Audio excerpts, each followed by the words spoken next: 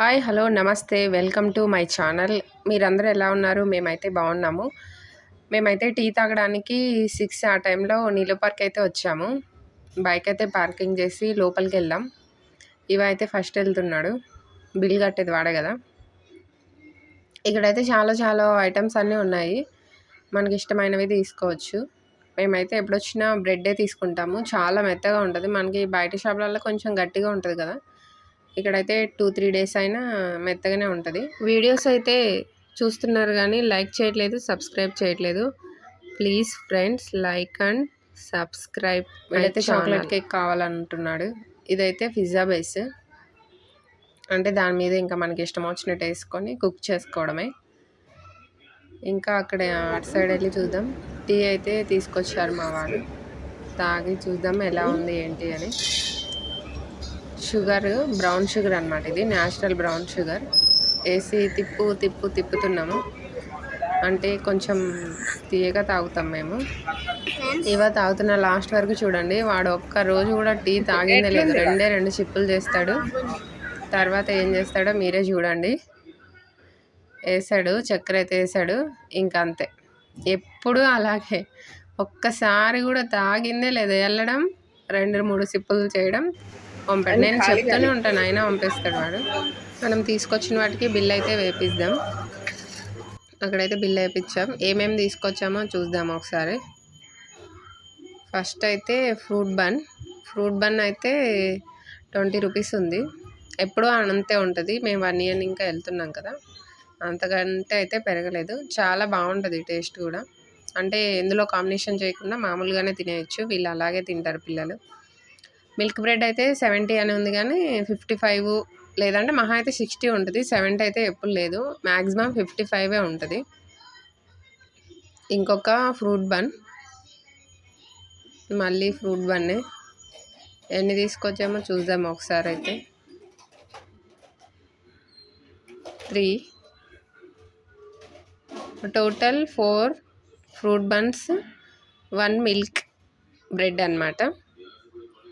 Total bill ఎంత అయిందా అని చూద్దాం ఒకసారి. టోటల్ బిల్ అయితే 135 రూపీస్ అయింది. చెప్పాను కదా, 4 ఫ్రూట్ బన్స్ వచ్చేసి 20, ఈచ్ వన్ 80. ఒక మిల్క్ బ్రెడ్ వచ్చేసి 55, టోటల్ 135 అయిపోయింది. ఇటుపక్క కొంచెం రాగానే, ఇటుపక్క నీలోఫర్ అటు పెద్ద షాప్ కదా, ఇది కొంచెం చిన్నది. ఇటు కాస్ట్ తక్కువ ఉంటుంది కొంచెం టీ. అవి కేఫ్ అన్నమాట, షాప్ కాదు. చూసారా, కొంచెం చిన్న బిల్డింగే, కాకపోతే కొంచెం చిన్నది. ఇంకొంచెం ముందుకెళ్ళి చూద్దాం.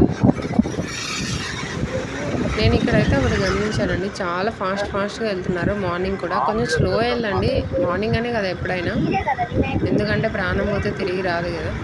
మనకు మెల్లిగా పోతే వచ్చే నష్టం అయితే ఏం లేదు. స్టార్టింగ్లోనే మనకైతే అంబేద్కర్ గారు కనిపించారు. మన రాజ్యాంగం రాసింది అతనే, అంటే అందరికీ తెలిసే ఉంటుంది, లేదు ఏదో నాకు తెలిసింది చెప్పాను నేను. మార్నింగ్ సూర్యుడు చూస్తారా ఎలా కాంతివంతంగా కనిపిస్తున్నాడో. బుద్ధుడికి అయితే ఒక హాయ్ చెప్దాం. మళ్ళీ ఒకసారి సన్ చూపిస్తున్నాను. వాటర్ చూసారా ఎలా ఉందో. సన్ అయితే బాగా మంచిగా కనిపిస్తుంది వాటర్లో కూడా. ఇంకా అటు కొంచెం చూస్తే ఫ్లాగ్, మన ఇండియా ఫ్లాగ్ అయితే కనిపిస్తుంది. ఒక సెల్యూట్ అయితే చేద్దాం. ఇవా ఏదో చెప్తున్నాడు.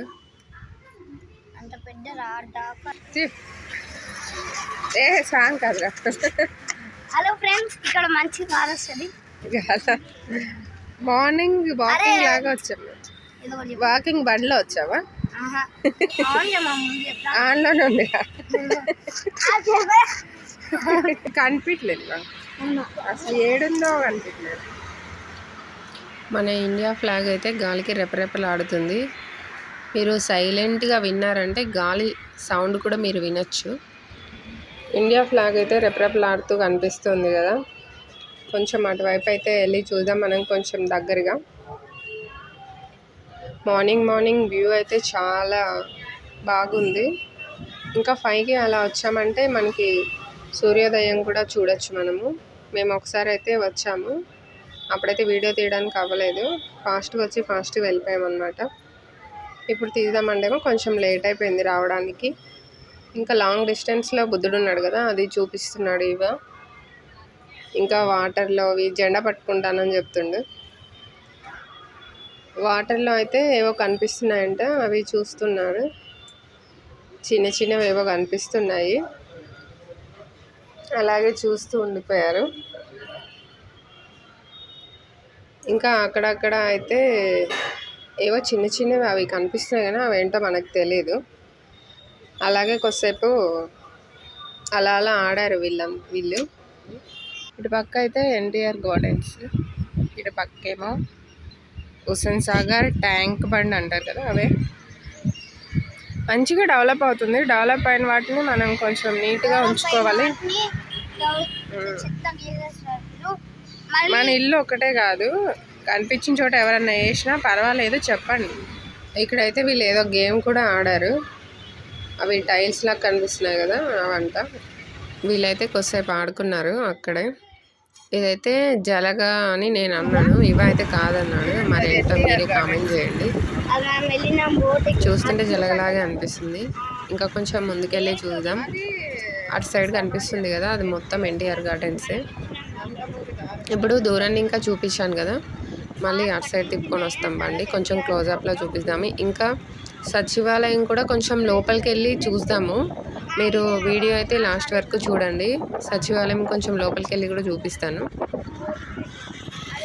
ఇదైతే దూరం ఇంకా తీస్తున్నాను, అంటే ఇటువైపు ఇంకా తీస్తున్నాను.